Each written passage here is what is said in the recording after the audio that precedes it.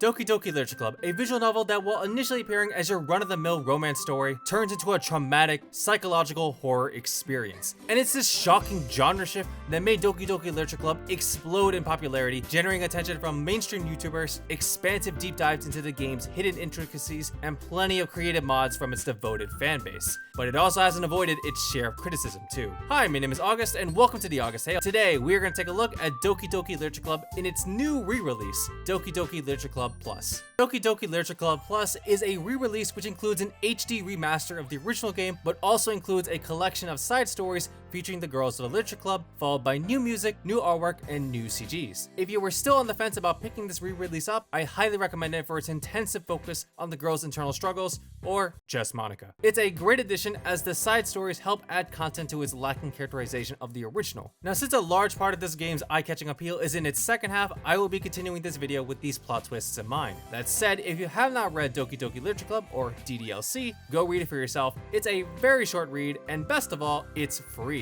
And then come on back, I'll be waiting.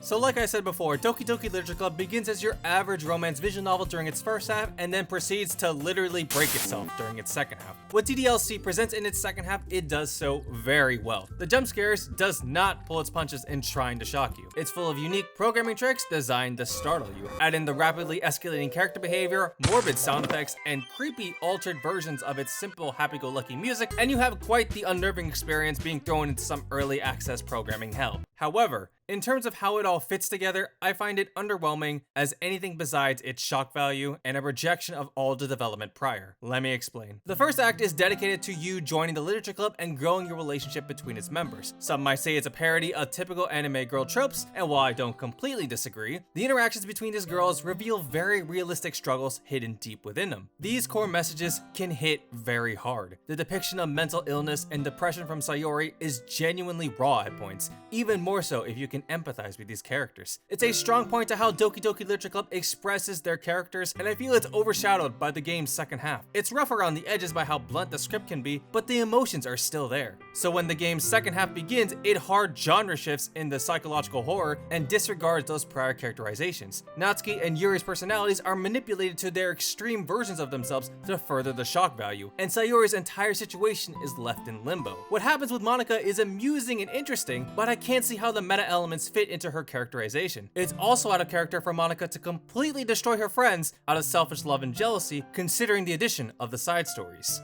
But you know, if we really think about it, we're the reason why everything goes wrong in the first place, and it's probably for the best. With that said, let's move on to the side stories. The side stories are the main additional content of the DDLC Plus release, completely separate from the main game. These include different scenarios that focus on the relationships between the individual pairings. They serve as extra background material into the characters, but don't add anything to the main narrative as a whole, so they can be read separately. With this addition, my main complaints are remediated in the side stories, as those internal troubles that were hinted at in the first half of the game are further explored more critically in these side stories, and they are heavy. All of those girls have deeply rooted problems with interpersonal relationships and self-image, but it's through their careful support and understanding of each other that they are able to openly express their feelings, and not just through elaborate poems. The brand new songs are also great mood setters, my favorite ones in particular being the gentler, ambient, almost somber tracks of Dusk and Piece by Piece. Simple melodies, but they provide a fuller sound that greatly fit the serious and meaningful interaction.